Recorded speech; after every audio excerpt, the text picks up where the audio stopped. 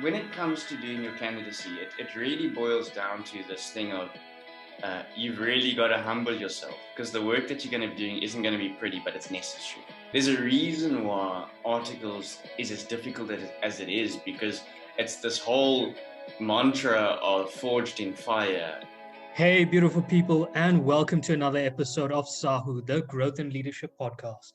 Today, we're chatting to a longtime friend and peer, Warren Nelson. Warren started with an entrepreneurial spirit at the age of 13 and continued to go from strength to strength in his career. A University of Forte alum, he graduated with an LLB specialization in tax, IP, international trade, and security regulation.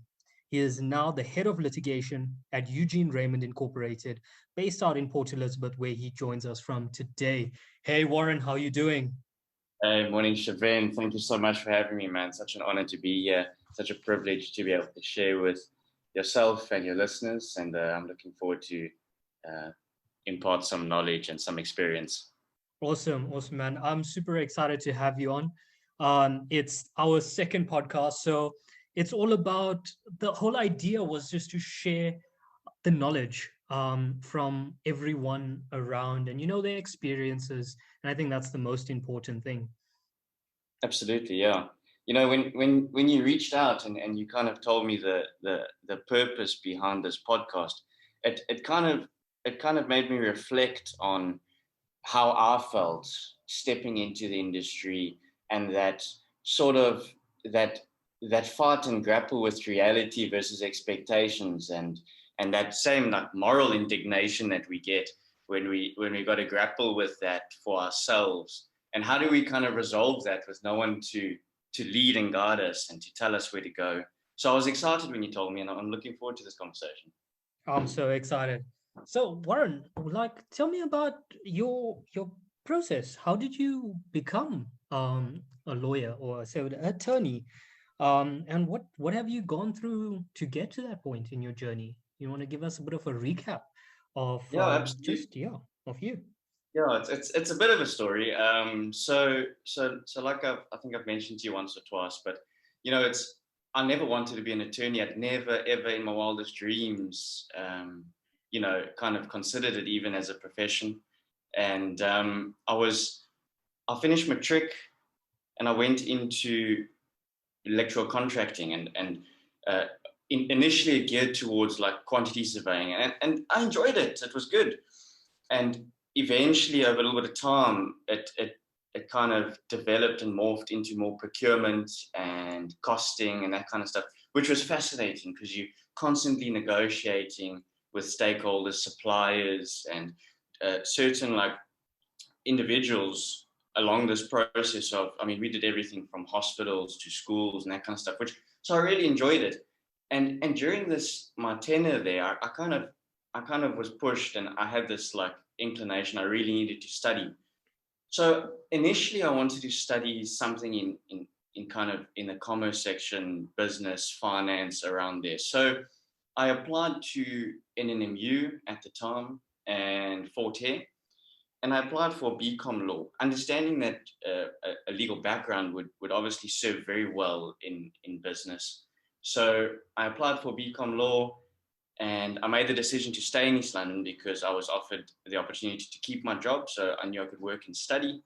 And although I knew that it was going to be a little bit hard, I knew that the probative value of working and studying and the necessity behind working and studying, it had to go with this venture of that I wanted to do of doing my LLB, which would eventually become my LLB. So when I decided to study at Forte, they accepted me for my BCom law, and man, I laugh when I think about it now because it was about a month after doing my BCom, of trying to do my BCom law, that I realized that I was the only student registered for BCom law, and there was an administrative error on the side of Forte, and because I was registered because I'd done work for Forte before. I skipped the waiting queue and I went straight to a colleague and I said, I can't wait. I need to go to a meeting. Can you register me quickly? So I handed him my ID book.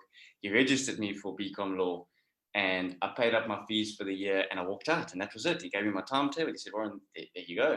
So a month later, I walked into faculty management and they said, well, Warren, you're the only one registered, and the only places we have available now is in LLB. So welcome to law. And that's and that's how it started. And as simple as that. That's And a huge change there as well. it is, and it isn't. And it took me some time to kind of reconcile myself with the fact that now, like, this isn't something I considered. This isn't something that I necessarily envisioned for myself. But so I spent a lot of time in the Forte library kind of figuring out, what does one do with an LLB besides being an attorney? Because I didn't want to be one. So, so I sat and I researched and eventually I said, I'm going to honor the process. I'm here, I'm registered. There's some interesting people that I'm working with and some interesting lecturers. I think a few of them you may know. And I said, let's just honor the process. Let's just do it. So I can't tell you, but 4 years goes by so quickly, and I looked again and I started enjoying it, and I started the way that it's almost geared to develop your analytical mind, and the way it's geared to push a couple of buttons in that sense really got me going, and I really enjoyed it. But I still didn't want to be an attorney. I really didn't. and then it begs the question, but Warren, why in your third year did you decide to do your articles? But so in about March of my third year, I got an opportunity to register for my articles. Yeah. Now, during that time, we were still under the old act, which allowed us to register for 5-year articles. And once you met the minimum requirements to become admitted as an attorney, you could do so. So I did that. So I worked full-time and I studied full-time. And I completed my LLB, I think, at the end of 2019. Yeah. No, 2018. Finished my LLB at the end of 2018. I wrote all my board exams, did my PLT course, which is your practical legal training, and I moved on to get admitted in the early part of 2020. And that's the long and the short of it, Javin. I mean, I've been exposed to a lot of high court civil litigation. I've predominantly specialized in civil litigation and a bit of corporate and commercial, and most recently quite a bit of property law. And it's just kind of morphed from there, and it's still developing and still growing, and that's it really. 100%. That's actually a really interesting change of events, I should say, in a life journey and a perspective. Also, your mindset when you set on a particular thing that you want to achieve, and then all of a sudden it throws you a curveball, and you're just adapting to the changes, I guess. Yeah.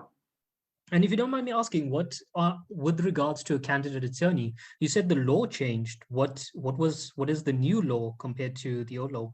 Is there any differences? Yes. Yeah. So previously we were under the old act, which we were governed by the Cape Law Society. So we were so the Cape Law Society used to govern us, and now they've moved it over to the Legal Practice Council. Okay, and with that came a new Legal Practice Act, Legal Practitioners Act, and under that there were different requirements for admission, and along with this act, they changed the way you went about your articles. So instead of giving you the option of a 2-year articles and a 5-year articles, they've just changed it to a 2-year articles and a 1-year articles, which means that it took away the option of being able to work and study and that kind of stuff. The reason behind it, I'm not quite sure why they took away the 5-year articles. I think there's so much value in having the 5-year articles. But it was a transition period, but it was necessary for the governing of legal practitioners, because it extended the scope of legal practitioners, and so it was a good thing. But so I slipped in right at the end of the old act, and I was able to do my 5-year articles. So it was definitely beneficial, a blessing in disguise to have 5-year compared to 2 years and what people are going through now. Yes, yeah. So basically what I did was, on a 5-year contract of articles, if you register for 5-year contract of articles, okay, and you meet the minimum requirements prior to the end of that 5-year contract, you're able to apply for something what, the legal term would be, it's an application for condonation. So you're asking the court to condone, okay, so mine was 2 years, just over 2 years. You're asking the court to condone your 2 years to 5 years. and then you put the facts before the court. You're saying, well, based on the following, I've written all 4 board exams and I've passed. I've done my PLT course and I've passed. I've met the minimum requirement of 2 years articles, and I've done that, and then all your exposure, the kind of work that you've done, and then the court's got to consider and say, okay, well, you've met all the minimum requirements. We hereby condone your 2 to 5. 100%. No, that's actually really interesting. I wasn't very familiar with the whole change between the two to 5 sort of process for a candidate attorney. Yeah. So I think that's actually like pretty cool. Do you wish you've known anything before you started your candidateship? I think the stuff that I wish I knew, I didn't have the foresight to ask at the time. And if I look back now, there's quite a few things I wish I probably would have done a little bit differently. But then again, it's all worked in such a way to bring me to this point. But I had numerous opportunities to step out of legal practice and go into the sense of legal advising. So you're not really an attorney unless you're practicing as such and registered as a practicing attorney. So it might ruffle some of your listeners' feathers there, but that's the truth. So you're really an attorney if you're practicing. So there are a couple of things that I probably would have wished to be exposed to at an earlier stage. A little bit more of trial work. I did a lot of application work. That's your 2 sides of your civil litigation. You've got action and application, okay? And so it's just this thing of I was exposed to one side of practice predominantly through my candidacy, and now that I'm on my own, I'm exposed to the other side, and it's been a very steep learning curve. Okay. Yeah. So I'd wish I'd, if anything, just been exposed to a little bit more of general practice on both sides of the field. Yeah.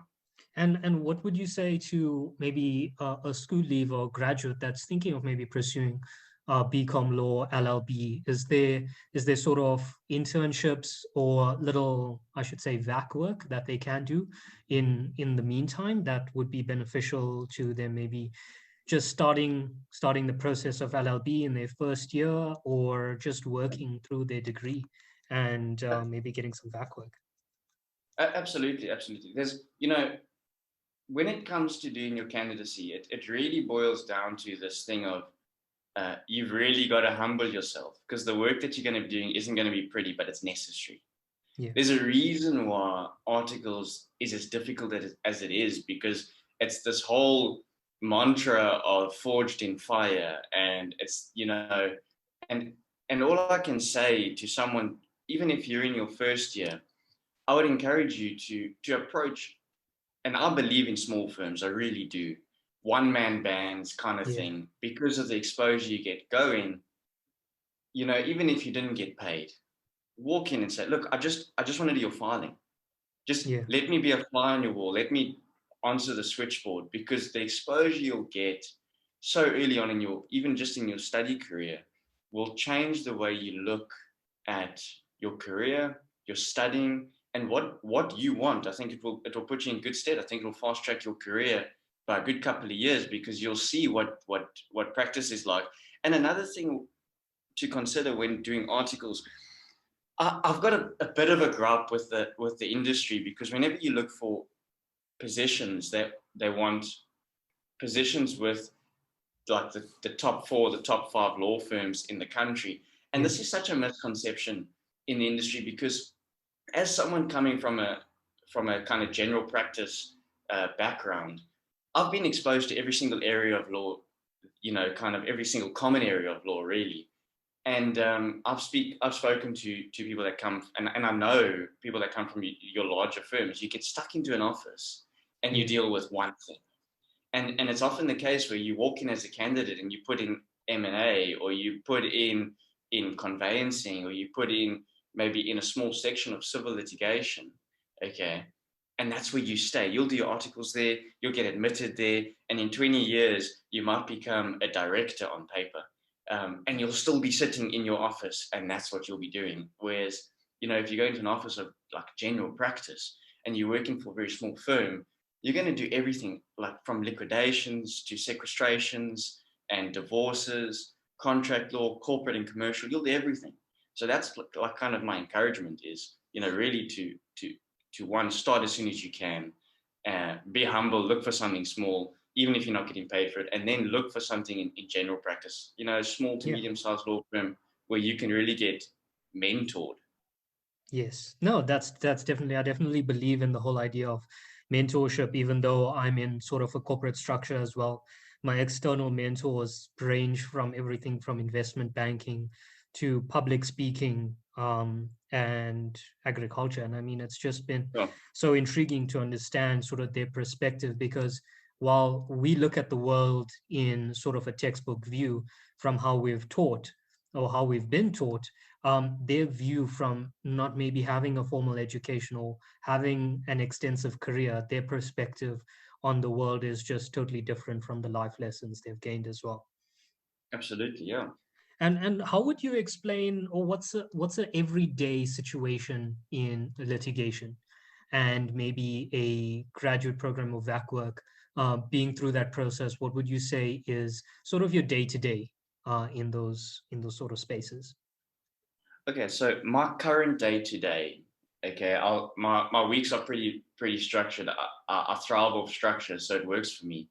So I'm in court Mondays, Tuesdays, and Fridays. 100%. Every single Monday, every single Tuesday, every single Friday. Then so it works quite well on a Friday afternoon. My secretary brings me my files. I run through my court files over the weekend. On Monday morning, I go through to court, and by like 11 o'clock, I'm back in my office, and then it's meetings. If a client phones in and they want to discuss a contract, or I come through it, and my secretary lays out the kind of the diary for me, and we deal with files as they come. Then you've got the files that you plan for a little bit longer, which include your trial files. So now I know that I've got trials coming up in March and April, so we start preparing for them. It forms part of my day to day, but it's all works on like a diary system.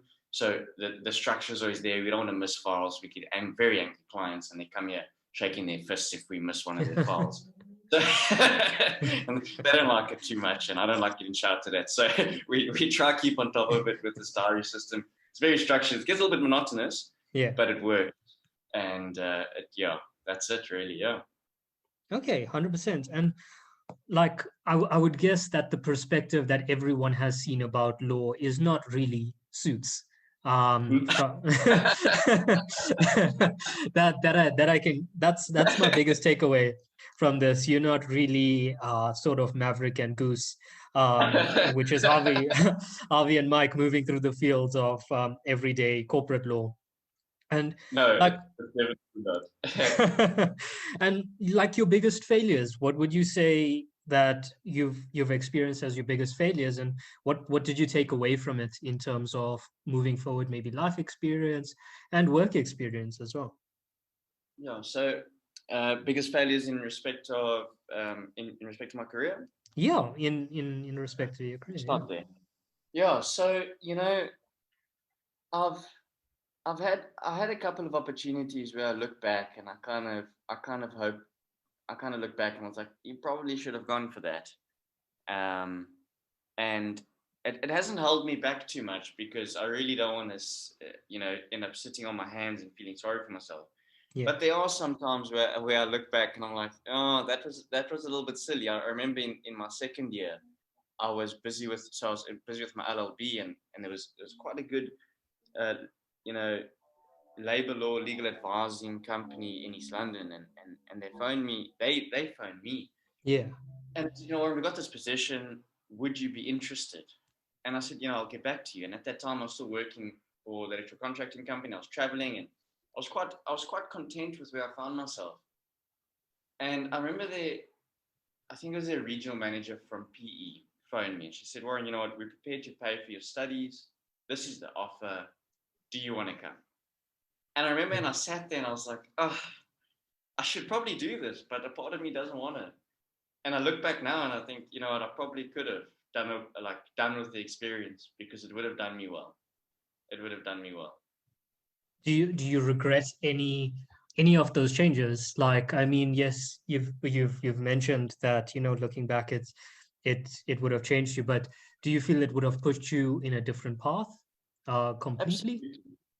It probably would have. And knowing what I know now, it's a double-edged sword. Yeah, I would have been in a different space. Okay. I wouldn't be where I am now. I probably I probably wouldn't be admitted as an attorney, although I would have extensive, um, experience in the advisory space, which is it's also got its probative value. yeah, And you know, would I change it? Not necessarily, but I think that I think that there was significant value in that opportunity at the time. And yeah. that's kind of at the time, and looking back, I think that was an opportunity possibly missed. But still, I'm happy where I am. I wouldn't change it. Being an admitted attorney, although it's a long road, a difficult road, uh, it's still good for where I want to go. No, that sounds interesting. And I would say, what was the best sort of growing to that journey, and maybe also learning from those lessons? What were the best resources that you had available or are available that's currently out there that you maybe used, or you maybe have spoken to someone in sort of the procedure to get to LLB?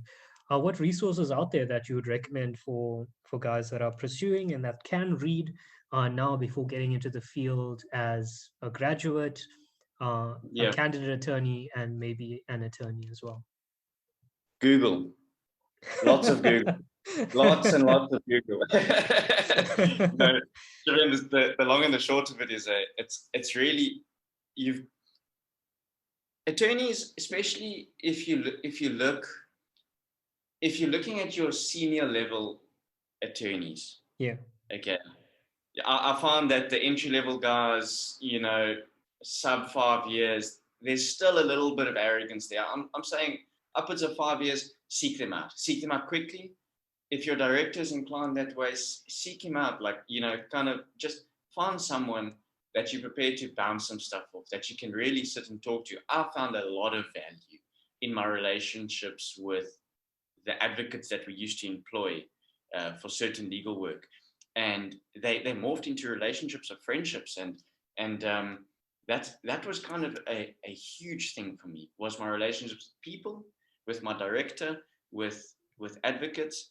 And then it was the research that came from those sort of relationships, because yeah, when you're a candidate, you don't really realize, or even as a LLB student or graduate, you don't realize the vastness of what an LLB does, what it has. I've told a lot of people, I think the LLB degree is the most value for money degree you can ever get. And I still believe it. I definitely think it is, because of how pliable it is to the working world and what it does for you as an individual. yeah, This is only enhanced by admission, and then further enhanced by a little bit of experience. So my advice in terms of resources, go look at jobs, go look at the Institute of Directors, go yeah, see what they're offering. It's that, and see what they say. And if you've got any sort of interest, inclination towards kind of corporate governance and boards of directors and leadership, that would really fancy, like, you'd really fancy something like that. If you're looking at, if you're interested in the advisory space, your general legal counsels, it's good. It's good professions. It's excellent stuff. And labor law, you don't have to be admitted for that. It's still fun. I mean, you yeah. get the same taste of being in litigation. If you're going to CCMA, there's still that sort of adversarial style to the whole thing. You know, Google what jobs are available and just read. Just read. That's all I did. Yeah. And just went from there, took it by the horns, I guess, and just Exactly. step by step. And who has been like an influence in your choice of LLB? I mean, yes, you wanted to do a BCom law, but is there any influence that you maybe wanted to follow the legal sort of road, and like personally as well, like who has been your influence in sort of the spaces? What have you learned from them? What have you gauged from maybe your mentors through the ages? Yeah. So like I said, I never gave any thought to being an attorney. I remember once, though, I was driving to a meeting as myself and my girlfriend were driving. You remember her, Yeah. and we're driving to a meeting, and I can't remember the conversation in totality, and I was grappling with this thing. I really want to study. And she turned to me and she said, "You should study law." And I remember saying, "But I don't want to do that." and But then, yeah, we ended up in law. So, and then once I got into the profession and started working, I can count on probably one hand the people that really influenced me, and it was Advocate Morstead from East London, who just so happened to be my high school music teacher, and she had a career change, and she became an advocate, and I can't even count this hours with her in chambers and just discussing, and she shared some valuable advice and really just helped me through. And then her son, Philip Mostert, who's also an attorney, he's now a director of his own law firm in Joburg, was also part of that. My director at the time, he was a tough man. He was a tough director. He was hard, but I learned a few things from him. And then my personal mentor, Charlie Harnden, he's a local businessman, an entrepreneur in East London, and him and I have walked quite a significant road over the last like maybe 3-4 years, and still walking currently. Like him and I work quite closely, and from that, it's all been this kind of this momentum of continuously developing and seeking out, what it is that I seek to achieve through this whole thing. That's actually a very interesting perspective, and I mean, obviously, maintaining relationships throughout the journey and throughout the process is crucial, because I mean, for one, there are going to be future clients, potential future clients, but also it comes in handy to know people in sort of the space that may need help should you want to go on your own as well. Exactly, yeah. Okay, and what about the myths? I mean, are there any myths about law that you've come across that you've like debugged and you're like, well, we understand suits is definitely one. I think it's created this perception of law. I guess Wolf of Wall Street did exactly the same, but back in the days, it was, I guess, Wall Street was that. um, but yeah, what are the myths of, maybe let's look at from maybe the South African perspective. What are the myths that you have heard prior, and you may be like, wow, this is definitely not what it's supposed to be. Yeah, it's such a disappointing topic when I come to this, and it's just, we we almost taught in a poetic fashion of the honor in law, Yeah, and when we study, and it's really, and I say poetic fashion because when you study and you read about these laws and how people, and it was fashion and the reason why they're all put together and the morality behind it, and then you get stuck in the system, and now you've got to do it, and it's not, you might come in there with all that sort of anticipation and expectation of that poeticness of justice and the pursuit of justice and upholding the law, but you're met with, not in all circumstances, and I think it changes the higher up we go. And I say higher up because you got your district courts, you got your regional courts, and then you got your high court, Supreme Court of Appeal,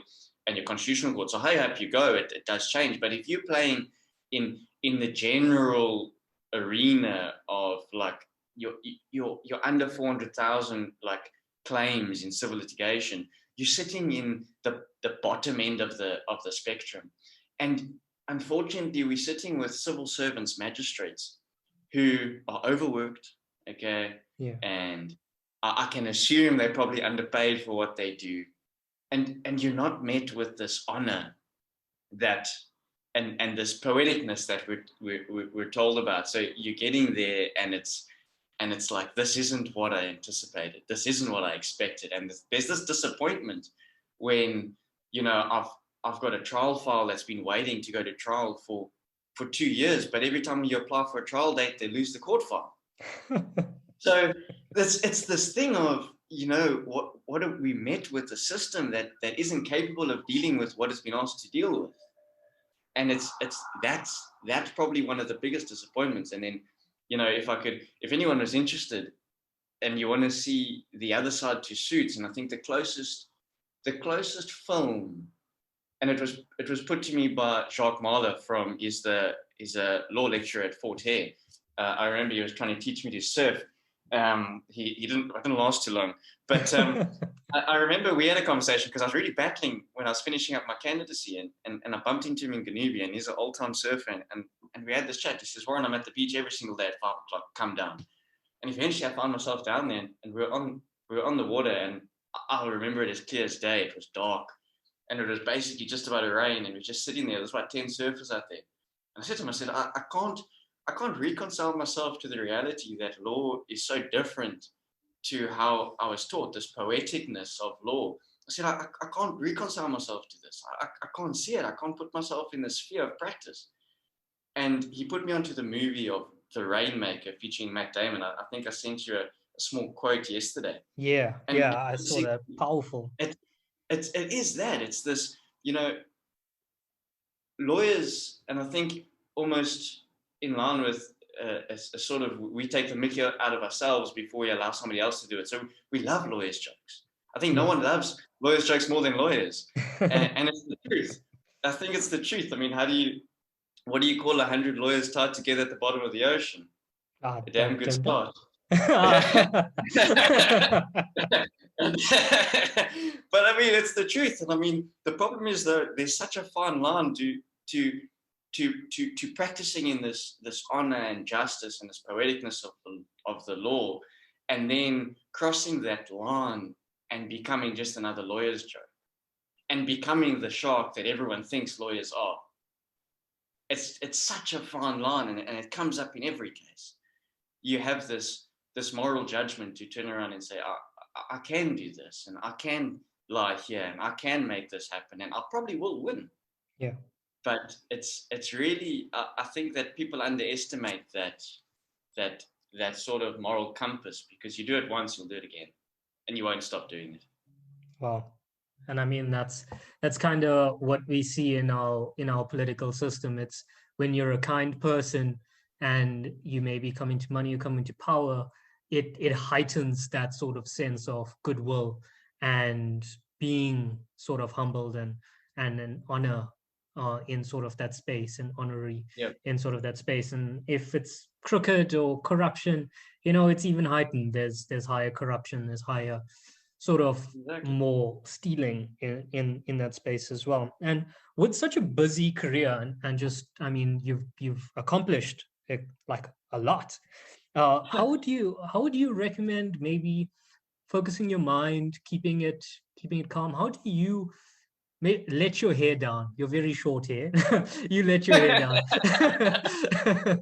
You let your hair down and maybe step away from thinking like a lawyer, because I mean, a lot of people may feel frazzled in the space of that, they're dealing with particular cases, and it's a different kind of energy. It's a lot of traumatic energy. There's a lot of energy that you personally invest in cases as well. So how do you maybe step away from it, rethink your objectives, take time for yourself, and refocus and align? That would be really great. That's a fascinating question. I don't think I've ever been asked that, but like I say, I love structure. Yeah. I actually thrive in structure. So for me, routine works quite well. So I make sure, for me, like I wake up relatively early, and I start my day quite quietly. So that's the first start for me. So I don't generally like to train in the mornings in the sense of gym, but I live in quite a pretty area here in Port Elizabeth, and it's quite scenic. So I tend to just go for a walk, and I listen to a podcast for half an hour the first start of my day. I'll come back, now that it's hot, just jump in the pool, make breakfast, and it's that routine, that system that I can expect to be the same every single morning. Yeah. That brings calm to me. So I know. And the favorite part of my morning, it sounds weird, Javin, but it's the favorite part of my morning is ironing my shirt for work. It always has been though, since my candidacy, because when I'm sitting there and I'm waiting for that iron to get hot, and you're sitting there and you're planning out and you're jotting out the day in your head. And if I'm going to court, I'm sitting there and I'm like, okay, well, I've got to do this, I've got to address that, and you're just sitting there and you're ironing your shirt, and it's fresh and it's proper, and then you're ironing your pants, and you make sure that line's all the way to the top, and it's clean and it's ready. Your shoes, it's that structure, and it's that I can rely on it. It's going to be there. It's going to be the same, that expectation. And then you come into work and it's the same thing. It's keeping that routine. It's keeping that routine. That's how I found, you don't get overwhelmed, because initially I did. I got very overwhelmed, and I found myself in not kind of, you're just grasping at straws a lot of the time. And then after work, it's the same thing. I've recently started rock climbing as a way to kind of just get outside. My biggest problem lately is, you start off your day, you're inside. You get in your car, you drive to work, Definitely. you're inside. Effectively, you're in a courtroom, you're inside. Then you come into your office and you're inside. And I told my secretary the other day, I was like, Claudine, the problem is, I know it's hot outside, but I can't feel it because my aircon's on 21. So it looks lovely, but I don't know what it's like, and I dare not go outside because I'll probably get sick. But so it's that whole thing. Like, I mean, you've got to. It's the structure, and it's the reliance on my system and my structure of waking up in the morning and knowing that I've got to do certain things that allows me to switch off, because I don't have to think about it. I just get up and do. I don't have to think about going to gym after work, because I know that my car will probably just drive itself there eventually. And I don't have to think about, like, when I'm ironing my shirt, I don't have to think about it. I switch off, and like, you unbox sort of what has to happen during the day, and in the evening the same thing. You sort of just unpack what happened and you just leave it one side. Yeah. Wow. Okay. So, I mean, your car driving itself to work. Unfortunately, Tesla's not making its way to South Africa, but that would be really nice. I wouldn't mind that as well. Driving in particularly Joburg, Pretoria traffic, just putting the car on autopilot, maybe catching a nap by the time I get to the office. I think that would be great. But the last few questions for today, I think, just to maybe like recap, but if you were in my shoes right now, asking you tons of questions, getting this insight from you, what question would you ask yourself? Sure, that's a good one. I think I would ask the question of kind of, I don't know if it's really a question, Shavin, but it's really maybe an inquiry, and it goes in the lines of Jordan Peterson and his 12 rules. It goes along the lines of, maybe the question would be worded like this: is what you're doing worth your burden? Yes. Wow. And I think that that's what I'd ask if I was in your shoes. Is what you're doing? He puts it lovely. I love how Jordan Peterson writes, and he says, you've got to make your miserable life worth living. And that's it. Are you? And I think that can only come from an inquiry into who you are. And I don't think people, and he even talks about conscious unconsciousness and all that. I think people are incompetence, and I think people don't know who they are. And I from this side of the table, I definitely encourage people to start inquiring what would make it worthwhile. If law is your thing, I don't mean by any way to discourage you, to do law. It is a fascinating career, but it's got to be worth the burden you carry in yourself to make whatever you do worth it. It's sort of a I was chatting to an economist the other day, and he mentioned that life is not about saying I'm giving up, I'm maybe giving this, or I'm giving this up for this particular thing. Is like you may be trading. It's a trade-off, and I mean that's an economics term, and I think our Yes. economic viewers are going to be like, the trade-off is maybe giving up one thing, maybe time with your family and friends to maybe achieve a higher career, Yeah. to maybe build your own family or to build meaningful relationships as well. So I think that mindful aspect of asking yourself these questions and inquiring, letting your mind sort of be curious and in sort of that nature, to wonder on those thoughts and processes that sort of give you the more insight into yourself when your mind's calm. And I think that's really interesting, and I think that's a really lovely note to actually leave this interview on.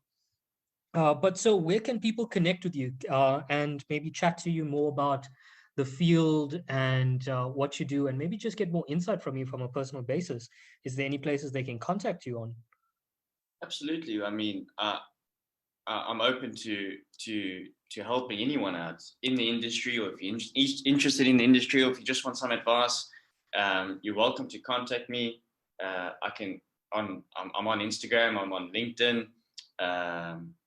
You can have my email address if you want. If I don't know, Shvin, can I give it out? I think let's just keep it on Leave it to to LinkedIn. LinkedIn. Let them connect to you on Okay. a personal Yeah, basis. I think that'll be a bit better. absolutely. Yeah, I'm on LinkedIn. You can message me anytime, and I'd be glad to answer any questions and engage on any sort of level. Okay, 100%. And there you heard it, folks, that Warren has shared his sort of insightful perspective on law and litigation in the process. So, Warren, thanks again for making the time this morning. I know it was an early start for both of us. But thanks so much. And I definitely look forward to seeing you back when I'm back in East London. And hopefully, we can maybe go for a surf. Yes. Maybe try that out. Or rock Yeah. climbing. I'm definitely interested in that and getting back out. So I'll let this pandemic hopefully be over and we can get back out there. But Absolutely. Warren, thanks a lot for the interview, and we'll chat soon. Absolutely. Thanks, Shvin. Thanks for the time, and thanks for the opportunity. And yeah, I look forward to hearing from you.